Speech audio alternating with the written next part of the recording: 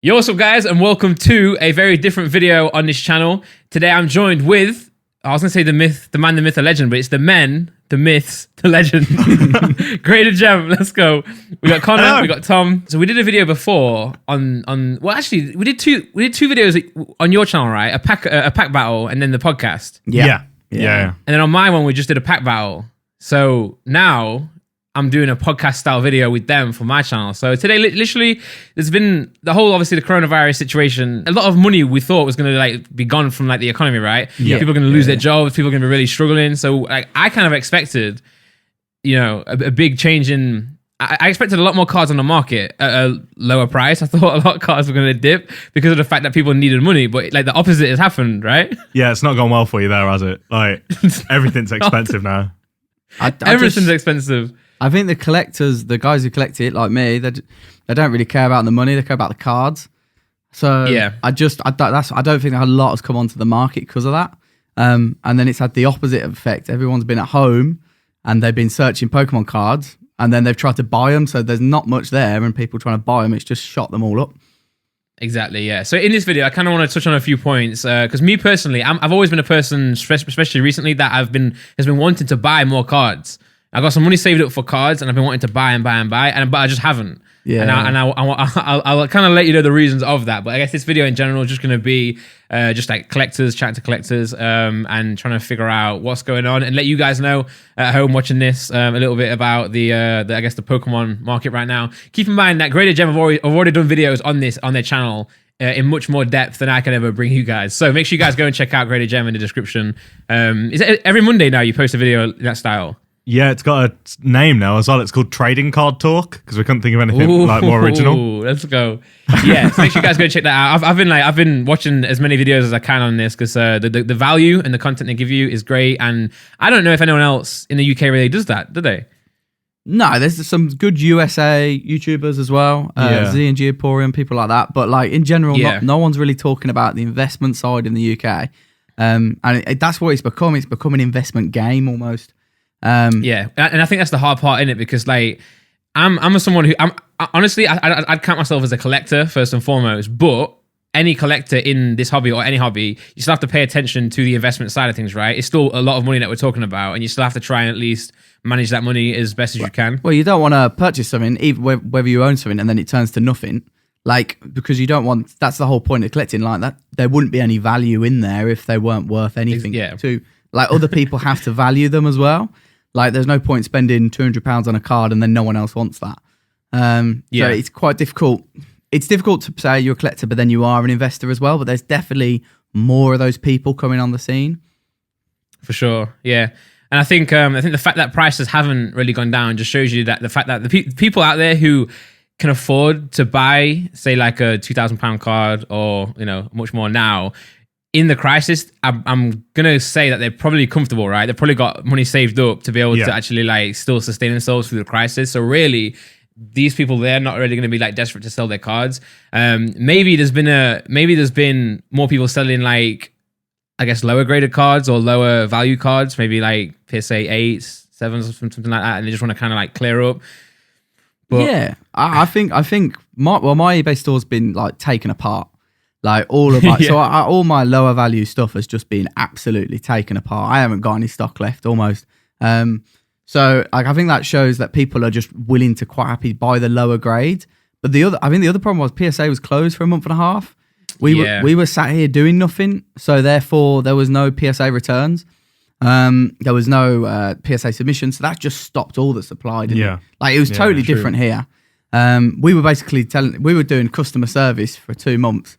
Just saying apologies, but nothing's going on, and it's difficult to say that really.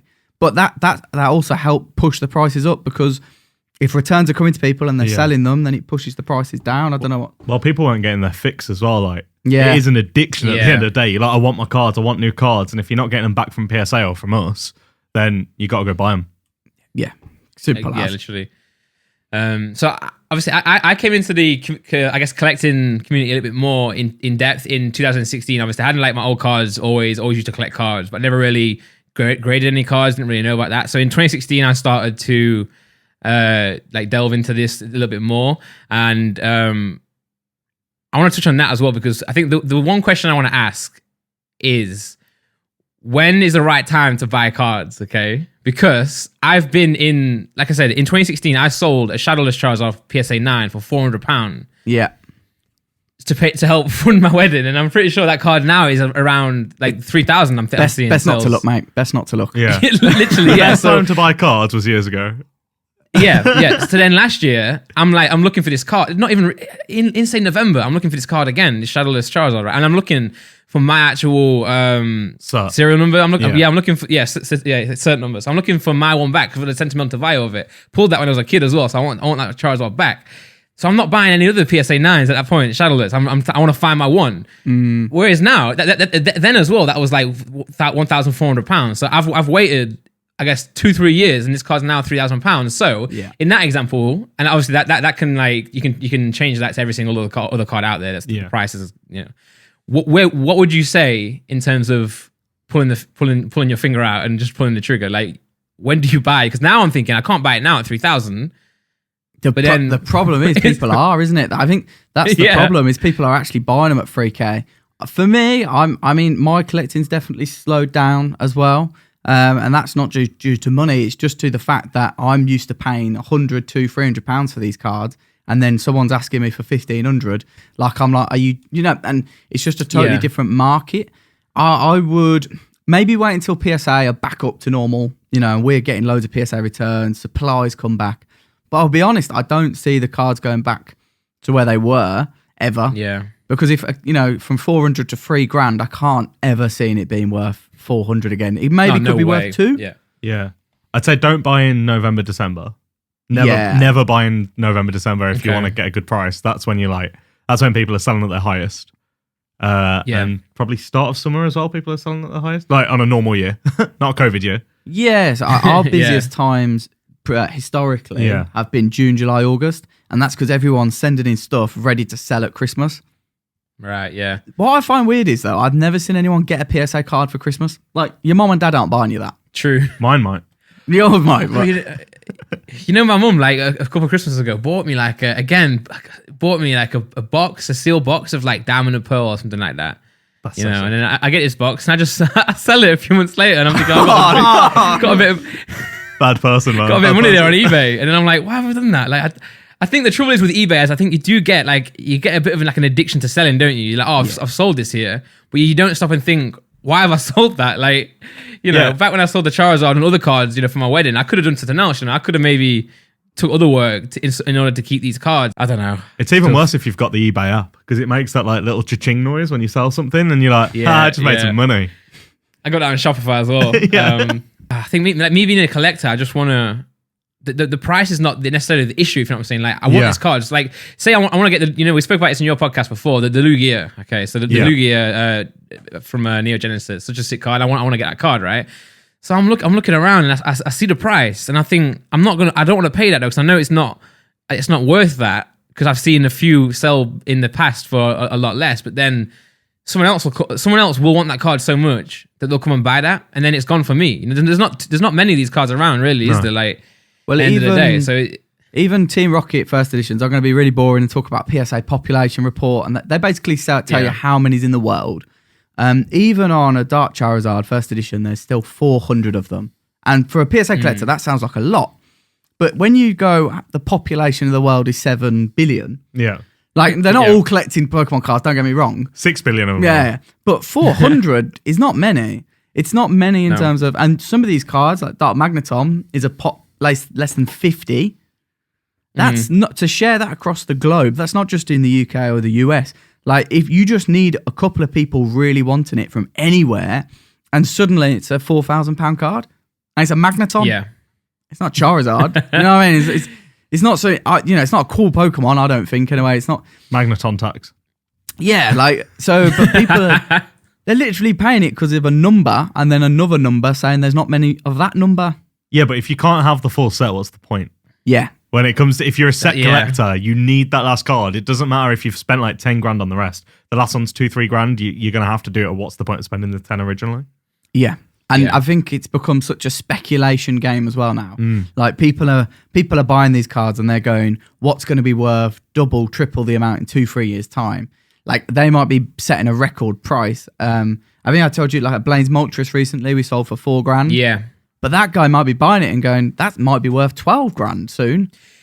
Yeah. Do we have one of those? I think. Yeah, we do. There you go. Oh, here we go. There we go. That one. Oof, let's go. Nice. Yeah.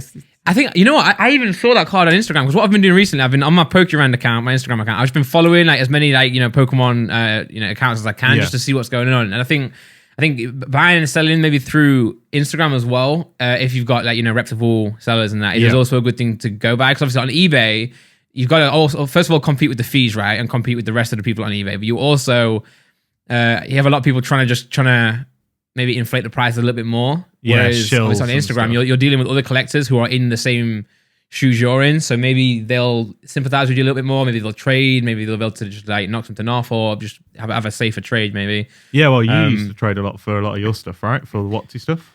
But the community was totally different. 3 years ago, I remember giving away first edition mint cards in purchases. Like it was a lot more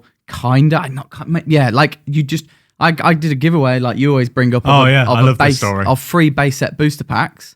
But like now they're worth hundreds of pounds. But what was in one of those? Yeah, a Charizard. But like I think like maybe because more investors have come involved and they're counting every penny, that sort of community based, and apart from the old guys who like stayed with me but didn't sell everything. Apart from that, the people who are new incoming, they're counting every penny. And they're wanting to make sure if they spend 50 quid, they're either going to get 60 or 70 quid, or they're not going to lose out at all. It's a difficult one. And I don't think we can blame anyone for that. No, I think it's definitely going more the way of sports cards, where it's like, it's not just collectors. This is like, these are going in a vault somewhere.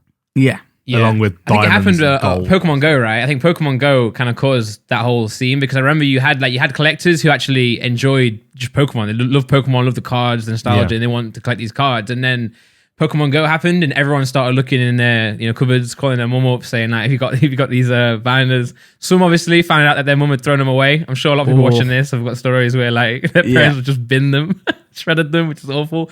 But I think at that point there, can you remember that article that went around? I think it was BuzzFeed or something, and it was like, "Oh, this is how much your cards are now worth." And they had like the first edition of Machamp there for like 50 grand or something stupid like that. I think at that point, then it became like a big thing. Like, oh, it's cool. Again, it's cool to go and check your cards. I think at that point there, you had a lot of people who just listed their collections on eBay just to get rid of them. But then you also had maybe some investors thinking, oh, okay, maybe I can actually also, rinse this a little bit or just take this a little bit further than just collecting. So I think you had a lot more eyes on the community and the hobby. And I think, I would agree. It's become cool to own Pokemon cards. Yeah. Which I don't think 4 years ago it was. And we've had a lot of people since COVID going like message us, because obviously we get a lot of inquiries on Facebook, and it's like people who like are like, oh, I don't really like Pokemon, but I found this card and heard it was worth something. So we've had so many people, oh, I've just found this because I'm not doing anything else. So I just searched through my loft. I found this, and they're pulling out like Watsy stuff, and you're like, okay, yep, that is probably worth something, yeah. Yeah. But I think go on. Sorry, the community's changed from like kids in their bedrooms collecting their Pokemon cards to now like putting the stuff on YouTube, they're Instagramming it. Like there's a whole community there. Like I know I said the community is a little bit dead at the moment because they're all counting every penny, but at the same time, it's never been bigger.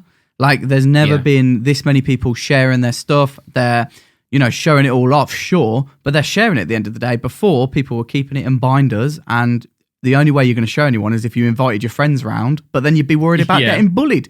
So maybe you literally. Maybe you kept it in the shoebox, but yeah. Yeah, who expects like and obviously Instagram has played a part to that as well. Oh, Instagram's huge. I would it's probably second to YouTube in terms of actual content. But the amount of people are on there who just have even if they've got 250, 300 followers, if they're sharing every piece of their collection, someone else is looking at that and they want it as well. Yeah. Well, the amount of times we share Instagram posts and stuff because obviously we do the collectors who submit with us. We do their cards when they return, and the amount of messages we get like, "Oh, is that card for sale?" I'm like, "Well, I tagged the person who owns it in the description, so go check it out." But like, it is constant. Like, we'll put a picture of something that you don't think is worth that much money, really, but it just looks cool, and someone's like, "Oh, I'll give you a few hundred quid for it." And it's like, it's not mine, but okay. Exactly. Yeah. I mean, we'll have to do. I mean, obviously, we don't want to air anyone out, but it must be a video somewhere where we can go through like, or just top 10 like frequently asked dumb questions or something. Oh, no. Yeah, without showing who those people are. But I think so. But my perspective in the community now is I'm someone who is I love these cards, man. Like Pokemon's been a big thing since I was a child. You know, probably the main like hobby that I've had, or main like I guess hobby that I've had is always been Pokemon. That's what led me to make this channel. Really, I'm someone who like obviously I want these cards because I want them in my collection. You know, the Lugia example. If I buy that card, I'll probably never sell it. Like it'll probably be with me until the day that I die, probably. So therefore, then what I'm trying to think is, why do I not go and buy that card today or a year ago or 2 years ago? Because the price doesn't actually matter. You know, I want this card. I'll pay whatever the market price is, or whatever I need to pay. Then it'll just sit with me, because I think that I'm looking at the cards that I haven't got, and I'm thinking, oh, these are going up, but no, this is ridiculous. And I'm not thinking that because I could have made a quick profit here. I'm thinking because it's now more money that I have to pay for that card. Yeah, the cards that I've got that are also going up in value, like a Gym Challenge or whatever, I'm not even looking at the prices of them. I've got the Arcanine like PSA 10. I don't even care what that price is to sell it, because I won't sell it, you know?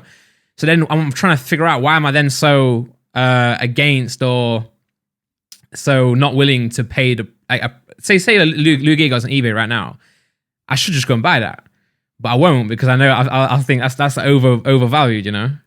But that's the way the market works, isn't it? Like if you're as a collector and you're like, I'm going to store this away, why do you want to pay so much when you've seen the price been lower? Like I said, I'm slowing down on my collecting too, because it seems a bit crazy that these investors are paying this much money.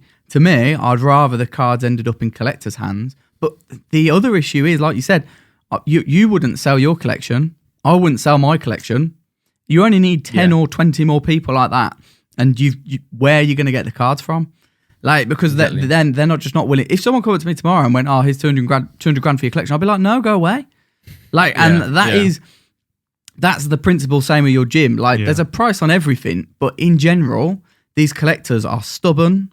They don't want to sell for any price. They're like, it's an achievement. You know, it's their trophies. And, you know, I think, you make a good point with when you do sell those cards, you're never going to be able to buy them back. The sadness you feel as well when you do sell a card and that you want back is that's why again, I won't sell them anymore, because I can't have that feeling again, you know. It's just it's so sad. Go buy the ones you want, that have the sentimental value. they're not going to get super cheap again, so do it. Exactly, yeah. I think the people with money are in this game now. People who are invested in stocks and shares, people who are invested in cryptocurrency, sports cards, like it's just become the thing to be involved in. It's not necessarily that the cards or the prices are increasing naturally. It's just the fact if you pump loads of money into a hobby, then it's going to go up in price. It's like cycling, isn't it, at the moment? Like we can't get bikes in this country. So you've got loads of people trying to buy bikes, so therefore bikes double in price. Or the gym equipment, Yeah, or the gym equipment. It's not necessarily... You know, some of it's natural growth, some of it's more people getting involved, but then there is just the side of it of there's loads of money about in the hobby. And if I compare, the US were given like grand, how much, like $2,000 in free money to every single citizen? 1,200, I think. Yeah, they were just given free money. And if you don't need it, you go and spend it on Pokemon cards. And like literally in this country as well, like if you're on furlough and you might only be earning 80% of your normal wage, but if you're not spending 60% of what your normal outgoings are, if you're not going out for meals, going out to events or like anything like that. Like I used to spend at least a couple £100 a month just at an ice rink. Yeah. Now I got that to spend on Pokemon cards. Yeah. So people are just paying as much as they can because they're like, I'm not working, gonna spend all day on eBay. Yeah, it definitely was a shock. I really thought, I think a lot of people thought like, a lot of collectors were worried that this might be not the end, but it might be a big red mark on their collections. You know, like we're going to lose value and everything, and really the opposite's happened. So I think that's why it's been. I think the shock factor as well is played a part in why the increase is so much, because people are then seeing, oh my god, it's increasing so much. I'm gonna list mine. And the thing is, because you're dealing with collectors, and like you said before, Connor, about like there are only like certain amount of these cards kicking around. There's always a collector out there that has got a designated pool of money for a certain card. Yeah. and this card may never be listed. So as soon as they see one get listed, someone may go on eBay like, oh, I've got this card, I'm gonna list it for 2,000 more than I think it's worth. And you might have a collector who's always that's their card that they want. They've always wanted it. They'll pay whatever price. They'll see that, they'll buy that, and once they buy that one card, the most recent sold history on eBay is now that price. That's currently the market price, isn't it? So it just snowballs and snowballs. That's the thing. As soon as that card is sold, you've just increased the value of anyone else who has that card. It doesn't matter. It's like whenever a booster box is opened, an old one, you've just increased the price of every other one that exists. And I think sometimes people forget that if you store it away and just let the market take it, then the prices will go. But you're not earning any money off it if you have them in your collection. Because at the moment, my collections cost me money. I've not sold any of it. So it's actually a deficit. I feel sorry for some people, though, when the prices doubled and COVID and they needed cash and they sold them, but then they doubled again. Like there are definitely some collectors out there that I'm just like, that sucks. I think some people feel like they've been left behind in this. Yeah. Which, it hurts. But at the end of the day, they're Pokemon cards and they don't have feelings. Like, they don't. Like, it's a market. It's like the housing market, If a house is £1 million and you really want to live there, if you can't afford it, you just have to accept that. And it's harsh reality, but that's the case with Pokemon. No one has a right to own these Pokemon cards. Yeah. There's cards I want. I can't go and get them, whether I want to. Like the Lugia, I love from Aquapolis, that Lugia. I've wanted that for years, and I've never known why I didn't just buy it. I can't get that now. And I just, you just have to accept it. Sometimes you just have to be happy with what you've got. Yeah, like everyone wants first edition base set, right? Everyone wants that PSA 10s. Yeah. You've got to be a millionaire now. That card is 75 grand just for the Charizard now. Like, okay. That's out. Yeah, I think it's all about like changing or reevaluating your expectations as well and your goals. Because even in my mind now, that first edition Charizard, I don't want that card. I mean, obviously I would take it, but I don't want that card because I know how expensive it is. So it's not in my goals. Yeah. Whereas these cards that were in my goals are now starting to get more and more expensive, and I think that's the worry that I have and a lot of other people have. Is that these goals that they could have last year just gone and got are now running away from them. So I think for me as well, it might be less of trying to collect a whole set and more about like trying to collect certain cards from those sets. Yeah. And obviously the trouble is most of the expensive cards from each sets are the popular Pokemon, innit? Like Espeons, Tyranitar, Lugia. That's the trouble. Well, obviously in your case with the Dark Magneton there, and I think the same with the Fearow, right? And the Moltres. Obviously certain cards are low pop because they're so hard to grade. They've never been, they come out of the pack like off center, etc. So but there are certain cards that are popular Pokemon and other ones that are popular because of the condition, right? Yeah, but no one wants the Muck and the Haunter. Like from Fossil, like sure it's first edition WotC, but it's not in your goals, is it? Like it's not in my goals. Like we both said with Lugia Neo Genesis, I would love the Lugia from Aquapolis. Like I'm guessing you don't want. What's your favorite? Crystal Ho-Oh. Crystal Ho-Oh. Like no one's going after the nothing cards. I'd base that first edition Pidgey. Pidgey, but that's a reasonable goal. Yeah.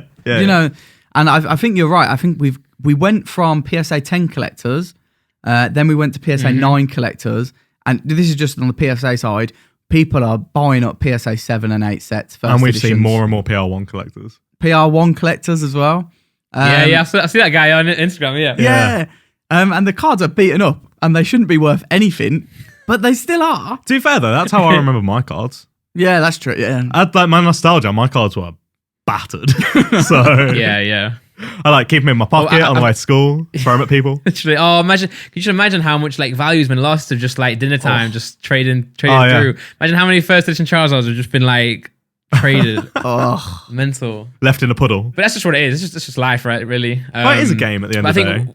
Yeah. And what I've started doing as well, I've started buying more PSA 9s as well. I've started to realize, I would rather finish this set that I've got in PSA 9, PSA 8 and have that there than never space. fill it, Yeah, exactly. Yeah, so I'll finish everything now, then I'll just go and get the more expensive cards at a later date. But I think what I'll do is, say if I'm trying to finish, say Gym Heroes, I'll try and go and find the expensive cards or the low pop cards in other sets and try and get that early, so that's the one card I've got, rather than leaving it till the end. Because obviously, if you've got everything but that first edition Charizard in that example, you're never gonna get it, So. Yeah, you'd have to sell the rest of it and then put 20 grand in. Literally, yeah. Just to buy the Charizard. So I think, and I get a lot of questions as well from new people who are like, oh, I've got no cards at all. Where should I start? And I think, obviously, I'm saying that I'm kind of like, I'm struggling looking at the prices, and I have got a bit of money spare to be able to invest in it. Yeah. And I know a little bit about the old cards. Imagine someone who knows nothing about really Pokemon, but wants to get into it, looking at these Wizards of the Coast cards and thinking, no, what? Like I can't. Wait, what do I even do? So for those people, I tell them go and get the new sets, because the new sets right now, actually visually are amazing. These cards look better than they obviously minus a few. Obviously the old look at get these. some evolutions if you want nostalgia hit. Go evolutions. Yeah. True. That's true. Yeah. Evolutions is a set to go to if you want to have the nostalgia. But even in general, just go to Tesco or wherever your local card shop is. Whatever. Go and buy a couple booster packs from different sets. Find your favorite design style or find your favorite cards and just collect that set. Whatever set it is, whether it's new, old, just jump in. You know, whatever you can afford, really. That's why I don't think new people coming into the game, they shouldn't. If they had like 5k, let's say, I don't think they should go and buy one or two. Obviously, you know, this isn't official advice, but like you said, I think it's a great idea. Why don't you go and get a few booster boxes? Enjoy the hobby a bit, get involved, start trading. Like that's how you should start off. You should start, you know, messaging people on Instagram, begging them for $10 off or whatever, and just like join in the fun rather than being like, I own one card that's worth £5,000. Yeah, and collecting is fun, but what's more fun, at least for me, is opening the packs. Buy the booster boxes, man. Exactly. Open the packs yourself. Pull the card. Like, don't. But I'm not saying you're obsessed. That's why we have the nostalgia, right? Yeah, 100%. But I'm not saying you're obsessed, but you called Tesco a Pokemon card shop. Just saying. You're like, go to Tesco. I know that, you know, the person who's asking, you know, where do I start, maybe doesn't know where their like actual local card shop is. So you can jump at Tesco, get a tin.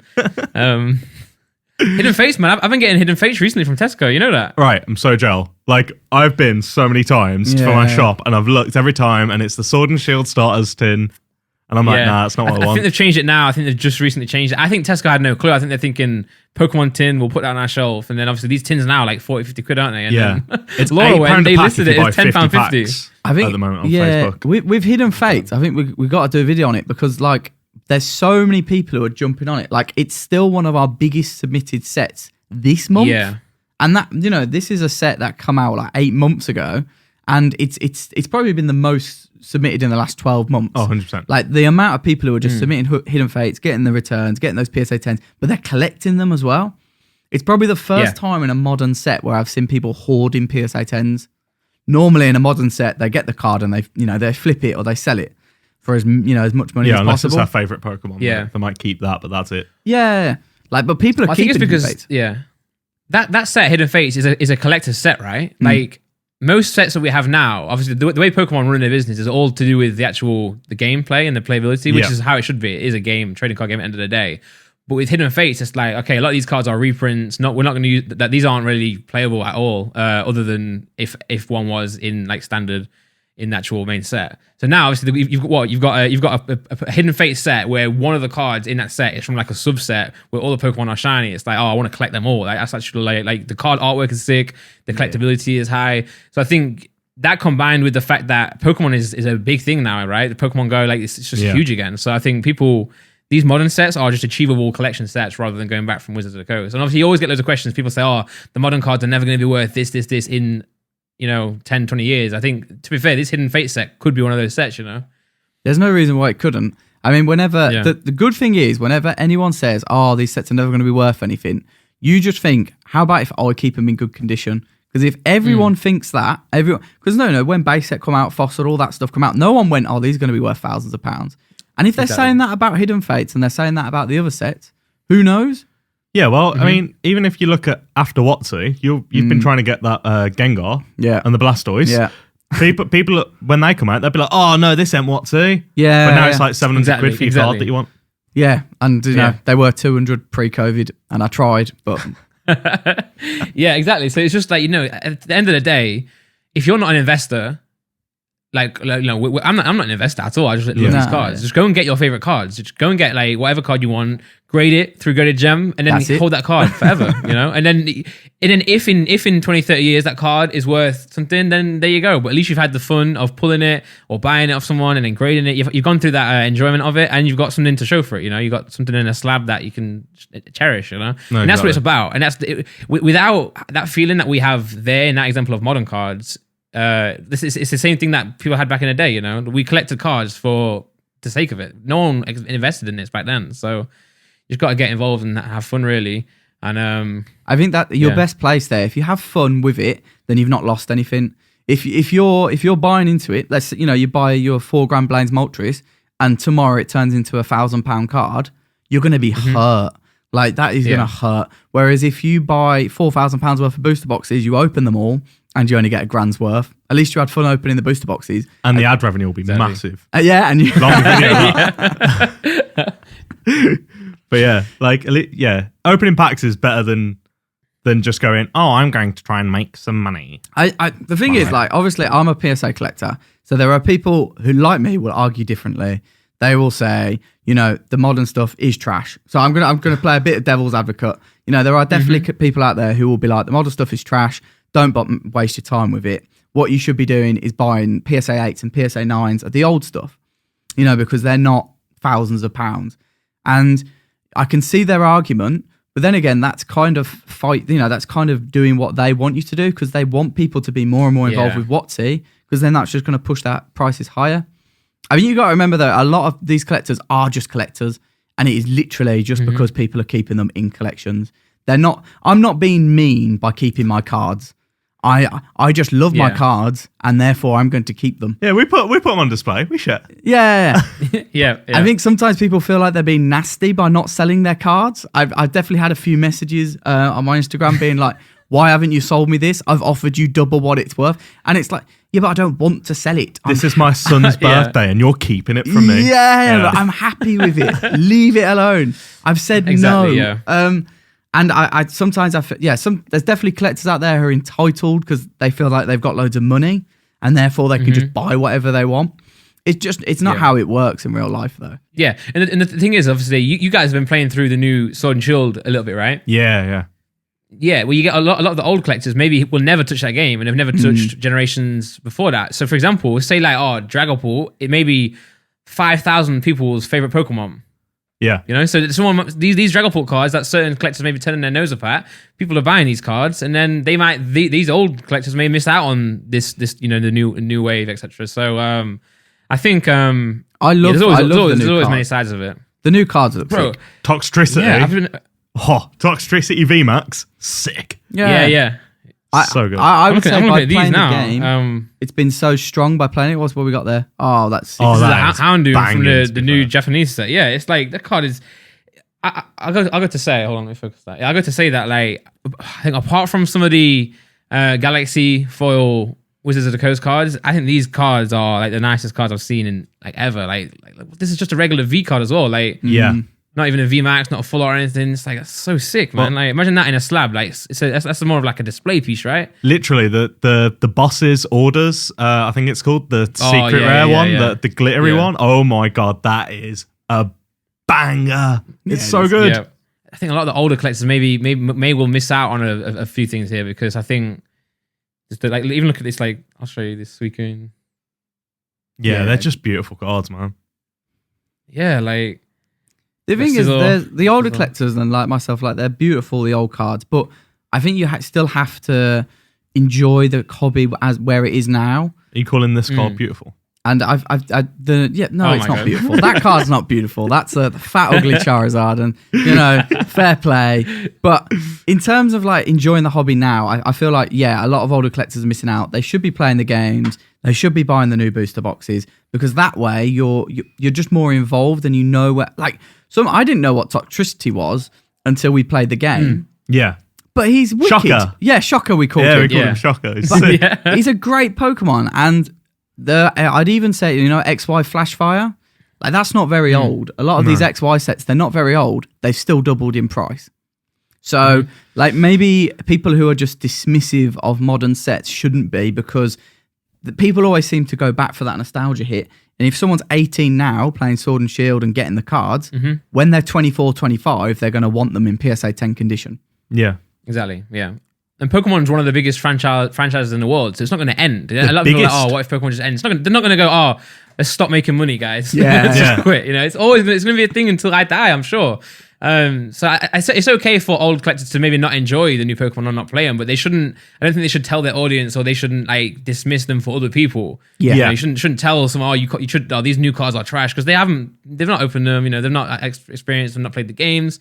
Whereas these new collectors or these younger collectors maybe think, I really want to get the Dragapult or the Toxtricity. Then go and get it. Literally, go and get what you can afford, and maybe you will be in a position of these old school collectors that have got X amount of cards, and that could be you in a few years. So I think I would never get disheartened that other people's collections. Just focus on yours and be happy with what you can get. I think a lot of people feel disappointed. I think a lot of people feel like, I should have bought this card 6 months ago. And I think if you see a card that's now worth $3,000 and you could have bought it for 500, you see that one as an opportunity, but two as I've missed out. And it hurts, I'm probably not going to be able to get my Gengar and Blastoise EX till September, November, unless I pay a stupid premium. And I've got the rest of the cards, and as you can imagine, it's very annoying with those two blank spaces. That annoys the hell out of me. And it's the same with the gym sets or any other set. But if you have another focus, like opening the new product like we have done, or maybe PSA grading some stuff, that's definitely what you should do. But if you have another focus, then you can get those cards at a later date. Never feel like they'll never be there. Yeah, for sure. Yeah, I think covered most of the things that I've wanted to speak about, because this video is for the audience, but mainly it's just for me to be able to GradedGem exclusive to cards, what do I do? Yeah. And I think also just one more thing to say on what you said there. If that card was £500 and you're now upset that you didn't buy it, if you had the money, you should have just bought it. That's what I'm telling myself as well. Because if you love that card so much that you're now in bits that why didn't I get it, then you're not buying it for an investment reason there. You're buying it because you truly want the card. So therefore, just get it if you can. And then if the price if the price does go down, but it's a card that you've always wanted, you wouldn't necessarily be too mad about it anyway. Obviously, you have lost money, but you've got the card now. It's in your collection. You can lock it away. You can look at it. It's done now. So I think, And then obviously the same goes with, it could go up, so just buy it if you want the cards and then see where it goes. That's what I'm going to do at least now, because I'm tired of not looking at these cards. Thinking that's a good card. I'll buy it later, and then it goes up. Yeah, it's not a retail price. I can't just wait a couple of years and get it. It's re-release the card. They'll reprint it. Yeah. Actually, this is a question. So we did this in our Evolutions video. Is there going to be a Neo reprint? And if so, do you want it? That is Evolutions, obviously. No one's listening to us, but they'll listen to you. Yeah. If they do that, I'll enjoy that more than the Evolutions, because that's my set. You know what I'm saying? Neo Genesis was my set. I used to open the rest with my brothers and stuff, but they stopped collecting when I had Neo Genesis. That's that's my set now, So I would love for them to do that. Do you guys think they will? I don't know. Yeah, I want them to. I want them to do a best of Watsy. So maybe up until just before, maybe before the E-Series, best of the originals, a Legendary Collection or base set 2, a re-release of all that stuff, and just pick all the highlight cards. Maybe add in even, all the new Legendaries as Shinings.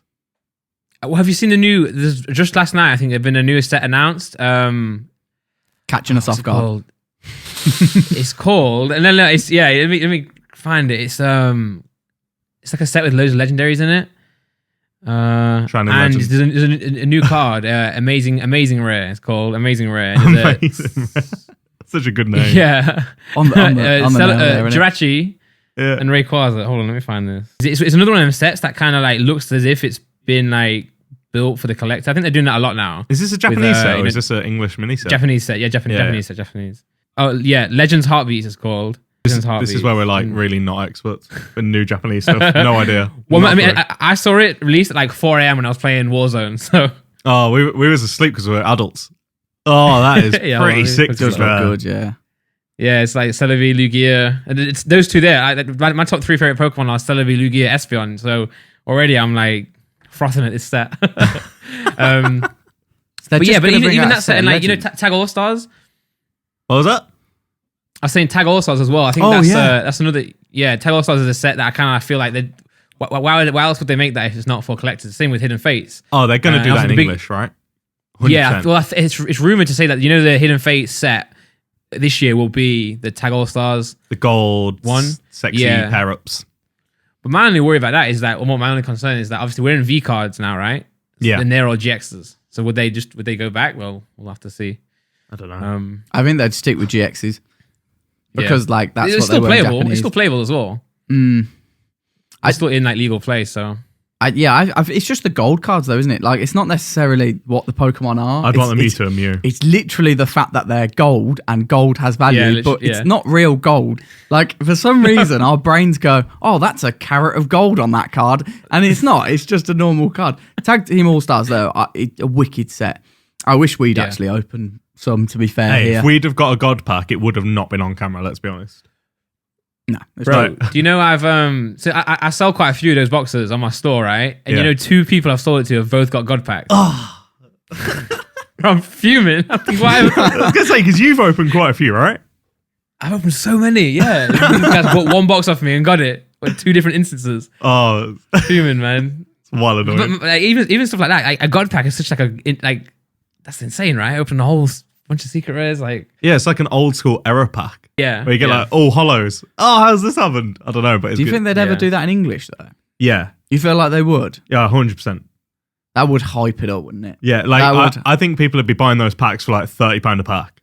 Like I think it'd all sell out instantly. I think people on Facebook would be like, you buy 10 packs, £30 a pack. Buy 1 pack, it's 50 quid. I'm people are going mental. Getting the order in now. Then in that case, for sure. I think I think again, I think that. It's healthy. I actually think the card collection hobby is healthy right now in the modern stuff. I think the stuff they're doing right now is just great. Really, I'm opening more modern than I ever would be because of the channel. I'm doing more pack openings and stuff. But I'm really enjoying it. Like it's just, especially the Japanese ones. You know the Japanese cards, right? Yeah. They didn't do it in English, but this Pokemon here, right? It's embossed. Is that the right word? Embossed. So the Pokemon is like sticks out of the card. Oh, wow. It's crazy. Yeah, so the background is like one thing, and then the card is like embossed. It's really weird, but not in English. They didn't do it in English, only in Japanese. Oh, that's kind of sad, isn't it? Let's see how that grades. That's it. That'll be interesting.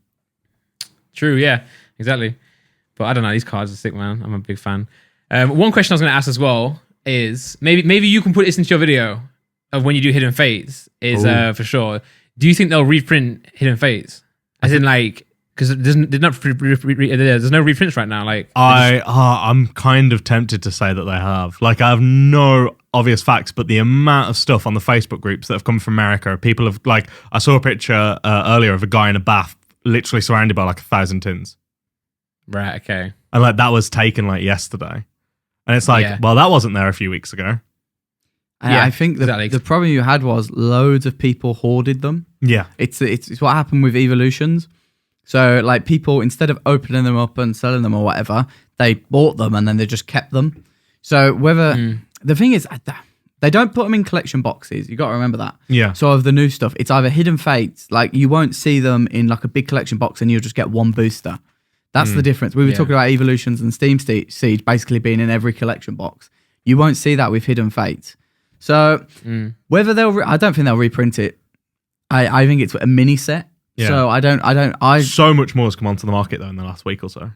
Yeah, but that's because people are willing to pay for it. No, like the prices have gone up. Yeah, but I think people are willing to pay for the higher price, especially from America. Yeah. So the Americans are thinking, oh yeah, we'll sell all this stuff for double the price we got it. But then English and European people are thinking, oh great, I got it for like half the price I could buy it in the UK. Yeah, because there's quite a few like memes on the Facebook groups at the moment of people like, the UK, everyone going, oh, where can I get Hidden Fates? And then just pictures of people having like stacks and stacks and stacks, boxes full of like hundreds of booster packs. Like the US going, haha. Yeah.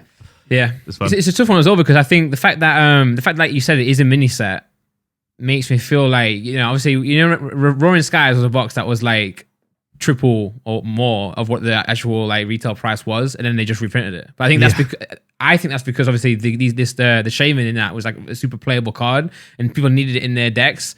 And I feel like Pokemon can't really be in a position to just not allow people to use that in the actual tournaments. You can't have a tournament deck and be like £1,000. It's just not really a good look for the actual gameplay. Whereas Hidden Fates is like, it's pretty much just a collector's set. It was like a holiday set last year. They'll do a new one this year. So it's like, why would they then reprint and sell another set when they're trying to promote the other set? So I think Hidden Fate is probably one of the sets that I think recently has in Modern got a chance to not actually be reprinted. But then again, it wouldn't surprise me if people start putting like £100 in the set, and there's just more of them now. I think Roaring Skies, to go back to the point, is a good reason not to be an investor sometimes. Because like if you're a collector, you're not hoarding 100 Roaring Skies booster boxes, but there were people who got absolutely burnt because, the Roaring Skies come out, they bought a load of them, and then they were worthless after a bit because they just reprinted them. Sometimes, if you want to keep 1 or 2 booster boxes for your display, then cool. But if you're going to buy 50 of them, you're not doing that for the love of the hobby. You're doing that because you're trying to make money. And when they reprinted that set, like those people got hurt. So it's not an easy way to make money, Pokemon. In fact, a lot of the time you'll just end up spending more money than you'd ever wanted to. If you try and budget for Pokemon, it doesn't happen. I've tried in the past. I've gone, I will spend £250 a month on Pokemon. It just never happens. I get my paycheck and it's gone. Yeah. Again, that's the collecting side of it, isn't it? Right? You can't, if you want to spend that much money and invest in those boxes, go and put the money somewhere else. There's definitely better markets out there if you want to actually invest. And in that point, and if you're not educated enough in investing or in the markets, then you probably shouldn't be spending that money anyway. No. So it's a bit of a weird one, really. Yeah, Hidden Fate's a cool set though. I can't keep boxes, man. Like even I've opened so many Hidden Fates, I just can't keep them. If I have a tin, I'm like, I just can't open them. I can't get a video out of it though. Yeah. At least I can film it and blah blah blah. But I just can't. I can't hold boxes, man. No, we find it difficult. Like we got our collection box delivered yesterday, and we came in and we were like, within 10 minutes it was opened. I don't really get sealed collectors. Like the only reason why I'm not touching my cards is because they're in PSA slabs. Like if I had a load of booster box, well, you would have opened them. I would have opened it if you had booster boxes. You are awful. Like there are times when I'm like, I don't really want to open these packs, and I'll just leave them next to Tom, and Tom will just be so distracted. He'll be like, I don't want to do this anymore, and just start opening packs. I reckon it could have had a Neo Genesis first edition booster box. And I would have opened it on the channel. I go to bed. And then I come back down, and like a guilty puppy, those like, and he's just looking at them with all the packs everywhere. All you'd hear from in here is, and for the next pack, guys, we've got the Lugia art. Let's open it. For sure, man. It's just I couldn't do it. I couldn't go and buy like a £17,000 Neo Genesis box and just let it sit there. I mean, for that price, I could have got 3 or 4 of the cards within that set. I can look at them, I can see them, and I know what that card is. Yeah. The fact that I don't know what's in that box is horrible. You could have bought a car. Do you know what I mean? Like, you're not going to use a car if you buy it.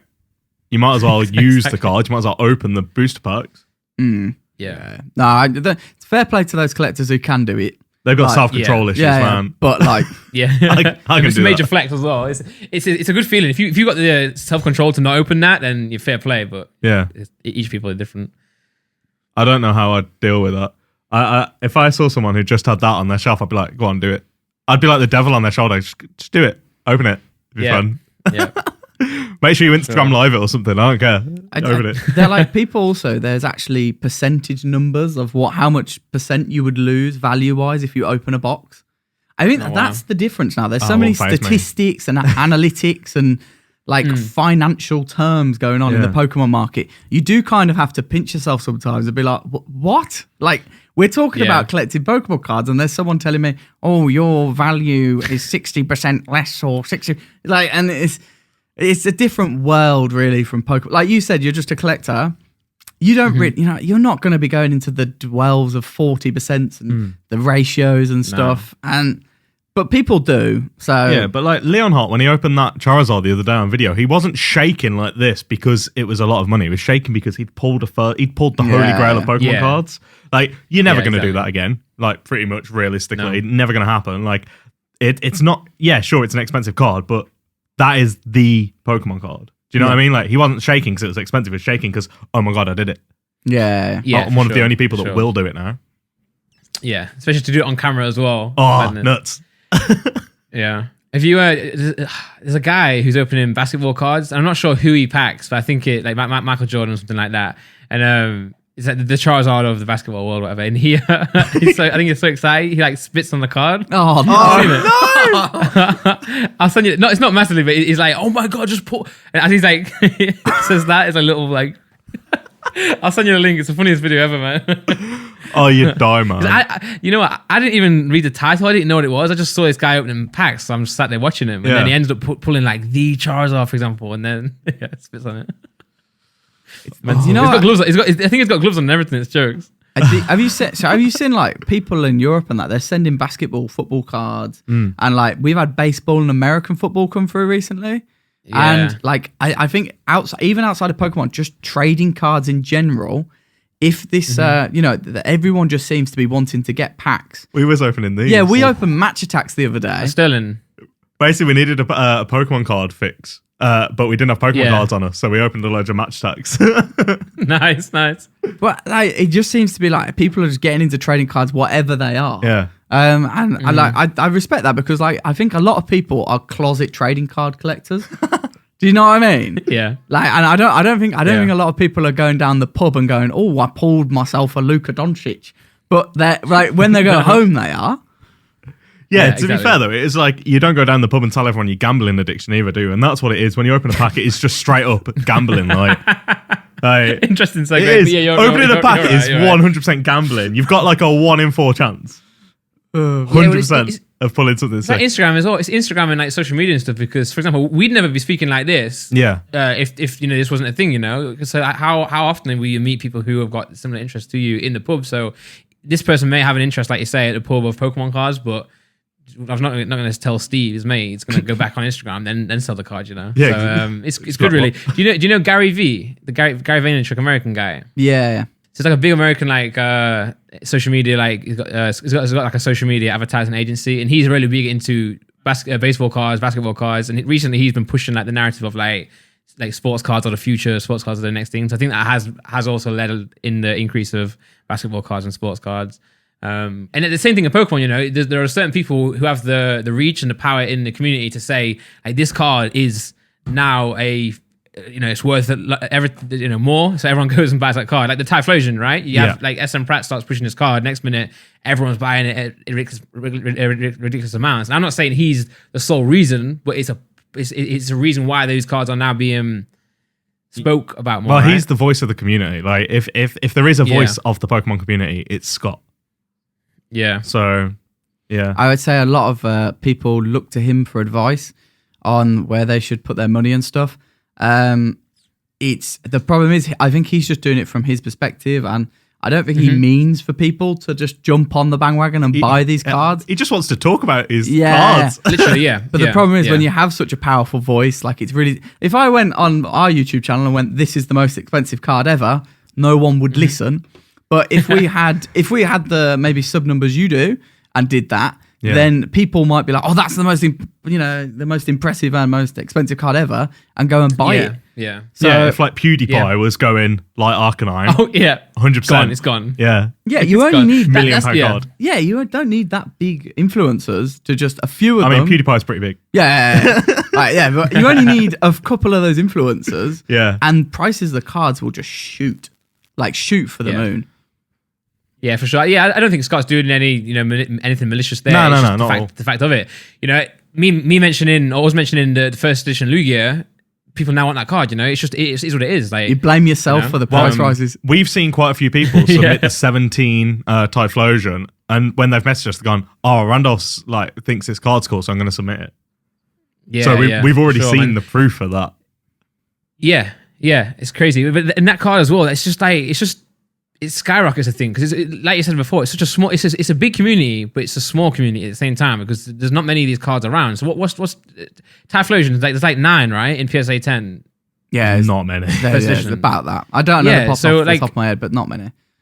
Yeah, so I remember when I first, I'll tell you the whole story. When I first started coming back into watching Pokemon again, I think it was, Gem Mint Pokemon. Yeah. American guy makes videos. Yeah, he's someone like that. Oh, this card is, notoriously off center, or the print lines are really bad on it. So, there's not many 10s around. I'm like, oh, okay. I go into my binder, I find the Typhlosion in my binder. I'm thinking, I've got one. I'm going to send it off. And then I'm thinking, oh, it's a difficult card to grade, so I'll buy a few more. So I'll buy a couple more on eBay. This is a long time ago. And then now the trend of Typhlosion is crazy. I'm thinking, oh, well, actually, I've got 3 cards here that are decent condition. I'll send them off, see what I can get.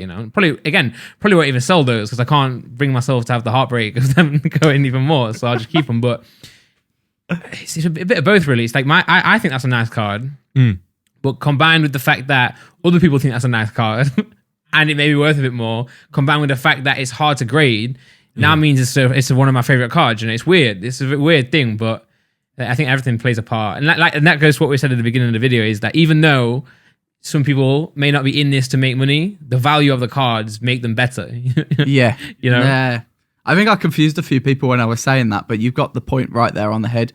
Like, it's literally because they're worth money, then therefore it attracts money, which sounds really stupid, but it is just the truth of life. Yeah, so would you rather have an Aston Martin or a similar powered Honda? Yeah. It's not necessarily. Sometimes it is literally just the badge, isn't it? Yeah. It's like the Charizard tax. Yeah, Charizard tax. Really good video. Yeah, that for example, yeah, for sure. For sure, guys, make sure you go and check out GradedGem's channel. This video is literally just repeating what these guys have said already on their channel. But say Venusaur, right? Blastoise. Say if Blastoise was the card to get when we were kids, that card would now be the Charizard. Yeah. Obviously, Charizard is a way cooler Pokemon. It's red, it's fire. That's why it is what it is. But it could have been Blastoise, it could have been Venusaur, it could have been Pikachu. Whatever it could have been, could have been. But it's so basic, isn't it? Exactly, it's literally because he's a fire dragon that everyone wants him. It's so basic. It's not science. It's literally he's a red dragon. He's cool. So therefore, there's so many Charizard collectors out there. I've said before, I don't really care about Charizard. Yeah, well, that's the place to be. If you don't care about Charizard, you can probably get a decent collection. If you love Charizard, though, like, everyone loves him. Sadly, I care about this dude. I care about Pikachu, and he's just as expensive. Yeah. Pikachu Gold Star? Nah, can't get it. Sold. Go for something like Groudons, or something that's just not popular. That's graded Groudon. Let's go. That's what I did. Groudon's not very. I've got a full PSA 10 set apart from the Gold Star, which haunts me today. Because no one wanted it, so I just picked them up for 30 quid whenever they come on eBay. Do you have the non-Gold Star shiny Groudon? Yeah, I think so. Yeah. I think I've got most of them. In English? I don't know. Oh man! For everyone watching this, I used to remember. I think we spoke about it in this podcast, but I used to remember watching Connor's videos, Graded Groudon, when he was just cameras on his sofa and he's just cutting up all the tape of the sales on eBay. They're all going on. They're all going on private now. After this, we're going to settle. We've had a few people actually. We met a guy the other day who said he's gone times oldest to newest. Social distance. And he's watched all the. He watched all the old videos of me with my scissors on my sofa, which is so embarrassing. Considering we got this now. Yeah, he was an audio engineer as well, and he went. Yeah, I'm glad you've got better mics now. Yeah. But this is all due to Tom. All this stuff, I wouldn't have a clue, to be fair. Actually, we set up the audio stuff on Randolph's recommendation, so. Oh, okay. Yeah. Tom and Randolph. Let's go. You're going to say Mike. Look at this. Yeah, woo! But there's nothing really more I can think to ask. We could talk forever, really, but probably end it at some point. Oh, it's good to chat. You guys got anything? Yeah, it's been a while. For sure, yeah. Yeah, I was saying to the guys, we should definitely do this more because obviously I went over to your place for the podcast, the original one, and I just felt like now Simon and I are doing more podcasts over Discord. It's always an easier way to just film, record, So if you guys ever want me to jump on your channel, have any topics to talk about, I'm always down. Obviously, you guys, I'll film a million videos with you guys if you're free. Do fun, isn't it? A big old Discord pack battle. Oh, we should, yeah. We'll get some packs. We'll tell you what we're getting, and we'll both get the same types of packs, and we'll do a pack battle. Yeah, maybe you can. Bro, you know how many times I've done the Hidden Fates pack battle, and now I'm like, probably shouldn't have. Probably should have helped. Yeah, it's like Connor said. Maybe you could try and win this one. I don't know.